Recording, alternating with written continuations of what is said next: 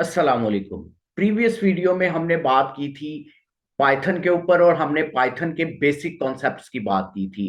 आज हम बात करेंगे मशीन लर्निंग के ऊपर कि मशीन लर्निंग क्या है और इसमें कौन कौन सी टर्म्स जो हैं वो यूज होती हैं, और एक ओवरऑल आइडिया जो है मशीन लर्निंग के हवाले से इस वीडियो में मैं आपके साथ शेयर करूंगा। और मशीन लर्निंग जो है, अगर मैं आपको बताऊं तो फॉर एग्जांपल एक स्टूडेंट है, उसने स्टडी स्टार्ट की। मशीन लर्निंग समझाने जा रहा हूं, जरा गौर से मेरी बात को सुनिएगा। कि एक स्टूडेंट है, उसने मेडिकल की स्टडी स्टार्ट की, he wants to become a doctor. साल उसने लर्निंग पे लगाए, एजुकेशन पे लगाए, और उसने उससे रिलेटेड नॉलेज हासिल किया। फिर वो क्या, उसने अपनी प्रैक्टिस शुरू की। उस फॉर एग्जाम्पल वो जो डॉक्टर था वो हार्ट सर्जन बना, ठीक हो गया। अब उसने अपनी पहली हार्ट की सर्जरी की, फिर दूसरी हार्ट की सर्जरी की। वो 10 साल तक फॉर एग्जाम्पल उसने कोई 50 हार्ट की सर्जरीज की। Now he has 10 years of experience to do the heart surgery. और कितना कितनी सर्जरीज का उसको एक्सपीरियंस है? 50 सर्जरीज का एक्सपीरियंस है। अब जब वो 51st सर्जरी जो है परफॉर्म करेगा, तो अब जरा मेरी बात यहां पर आपने गौर से सुननी है। यहां से मैंने आपको मशीन लर्निंग को के कॉन्सेप्ट्स को क्लियर करना है। तो जब वो अपनी 51st सर्जरी परफॉर्म करेगा, तो now he will has the experience of past 50 surgeries as well as the knowledge he has studied in his university और कॉलेज। तो उस एक्सपीरियंस के बेस पे, वो 50 सर्जरीज के एक्सपीरियंस के बेस पे वो क्या करेगा? अपनी 51st सर्जरी को परफॉर्म करेगा। ठीक हो गया। तो वो अपने पास्ट एक्सपीरियंस को मद्देनजर रखते हुए अपनी 51st सर्जरी को परफॉर्म करेगा। तो आप भी उसको कहेंगे हाँ यार, ये एक एक्सपीरियंस डॉक्टर है, क्योंकि इसको 10 साल का एक्सपीरियंस है। इस 10 सालों में उसने 50 जो है वो सर्जरीज परफॉर्म की है। अब जरा यहां पर मेरी बात गौर से सुनिएगा कि फॉर एग्जाम्पल मेरे पास एक रोबोट है। मेरे पास क्या है? एक रोबोट है। अब उस एक डॉक्टर की 50 सर्जरीज का जो एक्सपीरियंस है, वो मैं उसको ट्रांसफर कर दूं। फिर मैं इसी तरह के 1000 डॉक्टर और लूं जिनको 50-50 सर्जरीज का एक्सपीरियंस है। मींस एक डॉक्टर को 50 सर्जरी का एक्सपीरियंस है, तो 1000 डॉक्टर को 50,000 सर्जरीज का एक्सपीरियंस होगा। तो उन 50,000 सर्जरीज का जो एक्सपीरियंस है, उसको मैं इकट्ठा करूं, और इकट्ठा करने के बाद उस रोबोट को ट्रेन कर दूं उस एक्सपीरियंस के ऊपर। गौर से सुन रहे हैं, समझ रहे हैं मेरी बात? कि उस रिपोर्ट को मैंने क्या किया है? 50,000 सर्जरीज के ऊपर ट्रेन कर दिया है। 50,000 सर्जरीज के एक्सपीरियंस वाले डाटा के ऊपर ट्रेन कर दिया है। अब वो 1,000 doctors that have 50,000 surgeries experience, अब वो एक रिपोर्ट को उन तमाम डॉक्टर्स का एक्सपीरियंस मौजूद है। तो अब उसकी जो एफिशिएंसी आप खुद ही सोच सकते हैं कि वो कितनी बेहतर होगी। समझ रहे हैं? तो मशीन लर्निंग में भी हम कुछ इसी किस्म का काम करते हैं। हम क्या करते हैं? ढेर सारा डाटा लेते हैं। वो किसी भी प्रॉब्लम स्टेटमेंट से रिलेटेड डाटा हो सकता है। वो डाटा लेने के बाद हम अपनी मशीन को उस तमाम डाटा पर क्या कर देते हैं? ट्रेन कर देते हैं। और फिर हम उसको कोई काम करने के लिए, परफॉर्म करने के लिए, on the basis of that data जो है वो इंस्ट्रक्शन देते हैं कि भाई जो डाटा आपको दिया है, उस डाटा पर क्या करें? इसको परफॉर्म करें, इस टास्क को। तो वो बहुत बेहतर तरीके से मशीन जो है वो उस टास्क को परफॉर्म कर सकती है। It's all about machine learning. तो मशीन लर्निंग में हम बेसिकली मशीन की लर्निंग करवा रहे होते हैं, और उस लर्निंग में हम क्या करते हैं? पास्ट डाटा उसको देते हैं, और पास्ट डाटा की बेस पर हम कहते हैं कुछ लर्निंग कर लो। वो कैसे करनी है वो हम आगे जाके बात करेंगे। और फिर उस जिस डाटा पर उसको ट्रेन किया होता है, उससे उस डाटा के एक्सपीरियंस के मुताबिक कहते हैं कि अब इस टास्क को आप परफॉर्म करके हमें दिखाओ। मजीद इसको डिटेल में डिस्कस करने के लिए let me share my screen with you. तो हम बात करते हैं मशीन लर्निंग पे, और इसका 10,000 फीट ओवरव्यू जो है यहाँ पर आपके साथ मैं डिस्कस करने लगा हूं। तो मशीन लर्निंग की जब हम बात करें, तो यहाँ पर बुनियादी तौर पर जो मशीन लर्निंग है वो दो तरह से जो है, इसको हम कैटेगराइज करते हैं दो टाइप्स में, सुपरवाइज्ड और अनसुपरवाइज्ड लर्निंग। सुपरवाइज लर्निंग क्या है और अनसुपरवाइज्ड लर्निंग क्या है। अब मैंने आपसे कहा कि हम बुनियादी तौर पर मशीन को क्या प्रोवाइड कर रहे होते हैं, हम मशीन को डाटा प्रोवाइड कर रहे होते हैं। मशीन को क्या प्रोवाइड कर रहे होते हैं? डाटा। डाटा किस लिए प्रोवाइड कर रहे होते हैं? ताकि वो मशीन जो है, बड़े सिंपल अल्फाज में कह रहा हूं कि कुछ एक्सपीरियंस गेन कर सके फ्रॉम दैट डाटा। वो डाटा जिस भी टास्क से, जिस भी जो है प्रॉब्लम से रिलेट करता है, और फिर उस एक्सपीरियंस की बेस पे हम उसे कहते हैं कि जी कोई ना कोई टास्क हमें क्या करके दे, परफॉर्म करके दे। तो सुपरवाइज लर्निंग में, मशीन लर्निंग में क्या करते हैं, हम जो डाटा प्रोवाइड करते हैं, फॉर एग्जांपल वो डाटा कुछ कॉलम्स की फॉर्म में है। ये यहां पर मैंने आपके सामने एक टेबल बनाया है।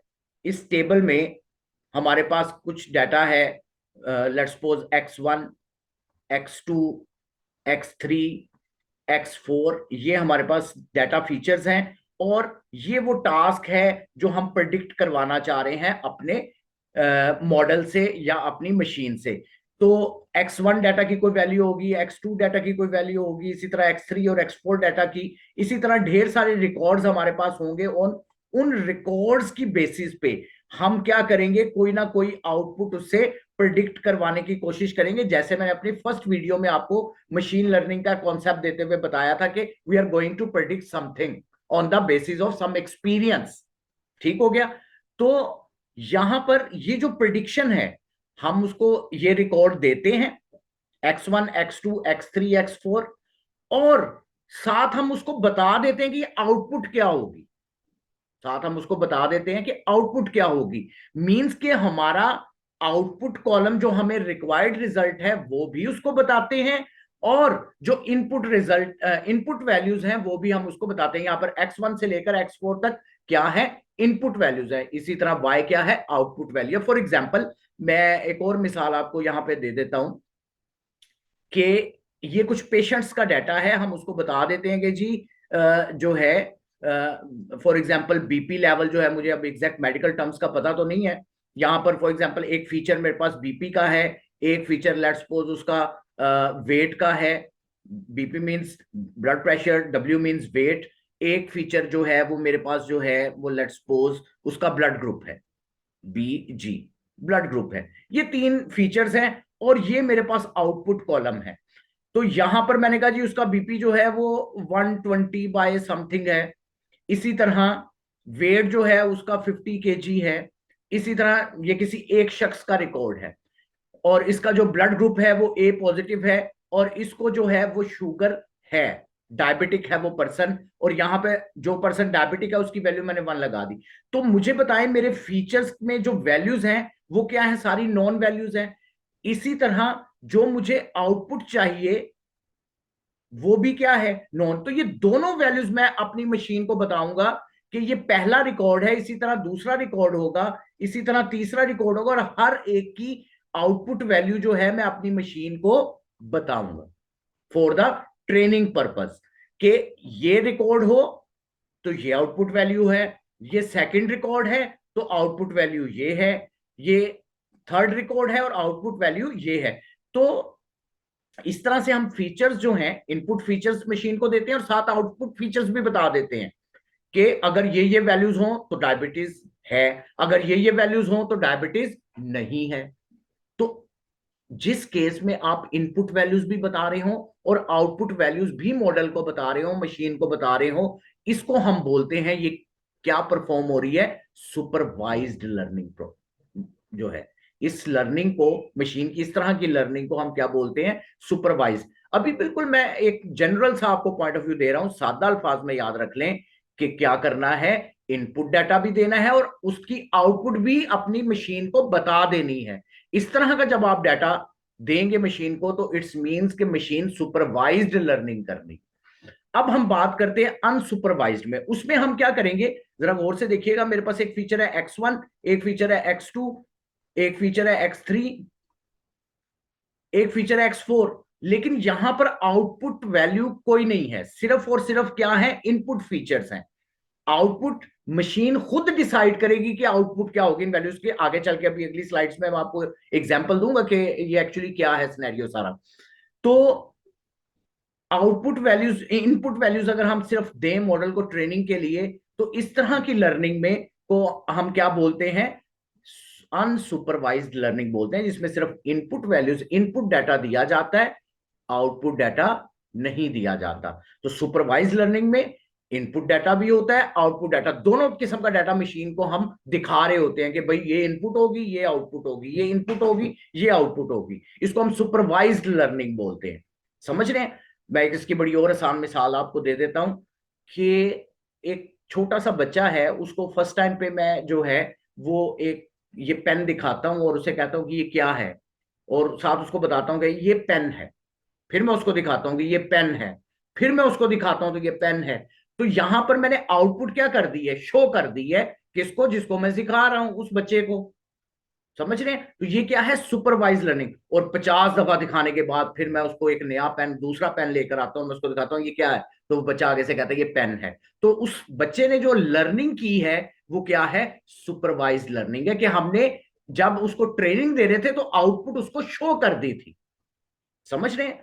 तो ये क्या है, सुपरवाइज लर्निंग और अनसुपरवाइज लर्निंग के केस में हम उसको आउटपुट शो नहीं करते। फॉर एग्जाम्पल, मैं ढेर सारे कलर्स जो हैं, कलर पेंसिल्स जो हैं, मिक्स करके डिफरेंट कलर्स की बच्चे के सामने रख देता हूं, और उससे मैं कहता हूं कि एक जैसी पेंसिल्स को सेग्रीगेट कर, सेपरेट सेपरेट उसको जो है इकट्ठा करके रखो।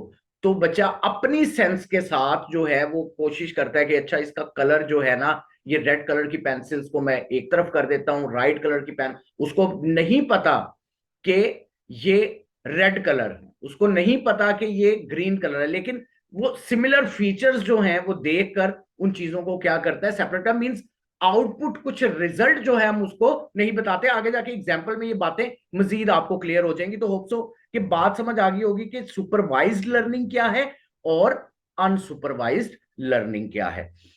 अब हम मजीद आगे चलते हैं यहां पर नेक्स्ट स्लाइड की तरफ।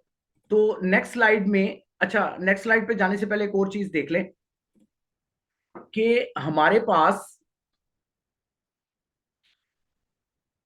सुपरवाइज लर्निंग में दो तरह की प्रॉब्लम स्टेटमेंट, दो तरह के वेज हैं सुपरवाइज लर्निंग के आगे। फिर दो हमारे पास जो हैं, दो तरह की प्रॉब्लम स्टेटमेंट्स को हम सुपरवाइज लर्निंग में सॉल्व करते हैं। एक रिग्रेशन टाइप की प्रॉब्लम है, और दूसरी जो है वो क्लासिफिकेशन टाइप की प्रॉब्लम है। यहां पे मैंने मेंशन किया हुआ है रिग्रेशन प्रॉब्लम्स और क्लासिफिकेशन प्रॉब्लम्स। और अनसुपरवाइज्ड में हम क्लस्टरिंग प्रॉब्लम्स की बात करते हैं। किसकी बात करते हैं? क्लस्टरिंग प्रॉब्लम्स की। तो आप जब भी मशीन लर्निंग परफॉर्म करेंगे तो आपके पास जो प्रॉब्लम स्टेटमेंट्स होंगी वो दो तरह की होंगी, या वो सुपरवाइज्ड कैटेगरी में आएंगी या वो अनसुपरवाइज्ड कैटेगरी में आएंगी। अगर वो सुपरवाइज्ड कैटेगरी में आ रही है तो वो दो तरह की, रिग्रेशन प्रॉब्लम और क्लासिफिकेशन प्रॉब्लम। या वो रिग्रेशन प्रॉब्लम होगी, आगे जाके भी मैं एग्जांपल दूंगा आपको क्लियर हो जाएगा, अभी सिर्फ नाम से फेमिलियर करवा रहा हूं। या वो रिग्रेशन प्रॉब्लम होगी या वो क्लासिफिकेशन प्रॉब्लम होगी। दूसरा जो है, अगर आपकी प्रॉब्लम टाइप अनसुपरवाइज्ड है, मींस आप आउटपुट डाटा नहीं दिखाना चाह रहे, तो वो क्लस्टरिंग प्रॉब्लम के अंदर आए। क्या आएगा? Clustering problem. तो अनसुपरवाइज, सुपरवाइज, सुपरवाइज में रिग्रेशन और क्लासिफिकेशन, अनसुपरवाइज्ड में क्लस्टरिंग टाइप की प्रॉब्लम्स होंगी। अब ये प्रॉब्लम्स किस तरह की दिखती हैं, प्रॉब्लम स्टेटमेंट्स क्या हैं, अभी वो हम डिस्कस करते हैं। यहां पर देखिएगा मैं नेक्स्ट स्लाइड पर मूव करता हूं तो आपको आइडिया होगा। यहां पर मैंने मेंशन किए हैं तीन तरह की प्रॉब्लम स्टेटमेंट्स, तो अभी आपको क्लियर हो जाएगा कि रिग्रेशन प्रॉब्लम किस तरह की है, और क्लासिफिकेशन प्रॉब्लम किस तरह की है, और क्लस्टरिंग प्रॉब्लम किस तरह की होती है। फॉर एग्जाम्पल, यहां पर मैंने मेंशन किया है कि we have a restaurant getting food orders daily. एक रेस्टोरेंट है जी, उसमें डेली फूड ऑर्डर्स आते हैं, पिछले 10 साल से वो जो है रेस्टोरेंट चल रहा है। लेट्स सपोज वी, इसको पिक्चर को मैं थोड़ा ऊपर कर लूं, हाँ यहां पर। तो let's suppose we open our restaurant in the morning. एक सुबह हम आए और हमने रेस्टोरेंट ओपन किया, and we want to predict, ये वर्ड इंपॉर्टेंट है, we want to predict that what will be the expected sales for today. Owner आया, ऑनर ने अपने मैनेजर को बुलाया, उसने कहा यार आज क्या एक्सपेक्टेड सेल्स हैं, होंगी हमारी, क्या है कि कितनी सेल आज के दिन में हम परफॉर्म कर सकते हैं। तो we are going to predict the sales. अब मैनेजर क्या आंसर देगा? मैनेजर अंदाजा लगाएगा, अच्छा यार कल इतनी थी, परसों इतनी थी, उससे पिछले दिन इतनी थी, पिछले एक महीने से एवरेज सेल इतनी, वो एवरेज निकालने की कोशिश करेगा। Maybe definitely on some basis वो कहेगा कि सर आज जो सेल है ना वो 120,000 रुपीज की होगी, ये मेरा एक्सपेक्टेशन है। अब ये डिसीजन उसने कैसे लिया है? ये डिसीजन उसने बोले अपने पास्ट एक्सपीरियंस पे लिया। ये डिसीजन उसने अपने पास्ट एक्सपीरियंस पे लिया है कि अच्छा यार प्रीवियस डेज में डिफरेंट फैक्टर्स को उसने अपने माइंड में रखा होगा। वो फैक्टर्स क्या भी आगे चल के मैं आपके साथ डिस्कस करूंगा, अभी सिर्फ आप रिग्रेशन प्रॉब्लम को समझने की कोशिश करें, रिग्रेशन प्रॉब्लम क्या है। तो यहां पे हमने किसी ना किसी वैल्यू को प्रिडिक्ट करना होता है। रिग्रेस का वर्ड समझते हैं ना, हमने on the basis of some parameters जो है कोई नेक्स्ट वैल्यू प्रिडिक्ट करके देनी होती है। तो ये हमारी रिग्रेशन प्रॉब्लम के अंडर प्रॉब्लम आएगी। तो होप सो कि रिग्रेशन प्रॉब्लम आपको समझ आ गई। इसी तरह क्लासिफिकेशन, यानी कि रिग्रेशन प्रॉब्लम में सुन लें, हमने क्या करना है, एक वैल्यू प्रिडिक्ट करनी on the basis of tabular data, on the basis of quantitative data, ठीक है, जिसमें कुछ वैल्यूज हों, उन वैल्यूज की बेसिस पे हम कोई दूसरी वैल्यू को क्या कर रहे हैं, प्रिडिक्ट कर रहे हैं। इस पे आगे चल के हम डिटेल में बात करेंगे। नेक्स्ट प्रॉब्लम स्टेटमेंट देखें। A bank needs a credit card fraud detection system. एक बैंक है, वो कहता है अच्छा जी क्रेडिट कार्ड मेरे कस्टमर्स ने लिया हुआ है, अब कस्टमर ट्रांजैक्शन परफॉर्म करते हैं, ऑनलाइन ट्रांजैक्शन परफॉर्म करते हैं।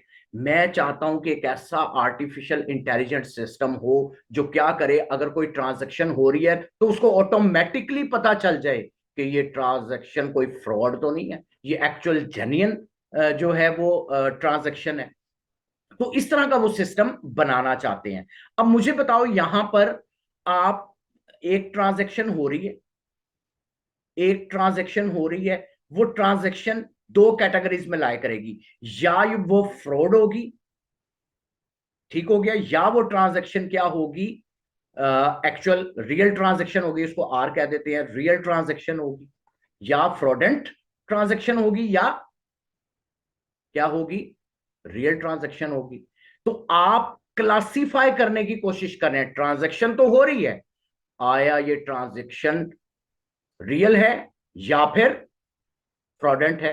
तो इस तरह की प्रॉब्लम स्टेटमेंट को, जिसमें हमें क्लासिफाई करना होता है, टाइप देखनी होती है, इस तरह की प्रॉब्लम स्टेटमेंट्स को हम क्या बोलते हैं, बोले ये क्लासिफिकेशन टाइप की प्रॉब्लम है। और ये दोनों प्रॉब्लम स्टेटमेंट्स, जो रिग्रेशन है और जो क्लासिफिकेशन है, ये किसके अंडर आती है, ये आती है सुपरवाइज्ड लर्निंग के।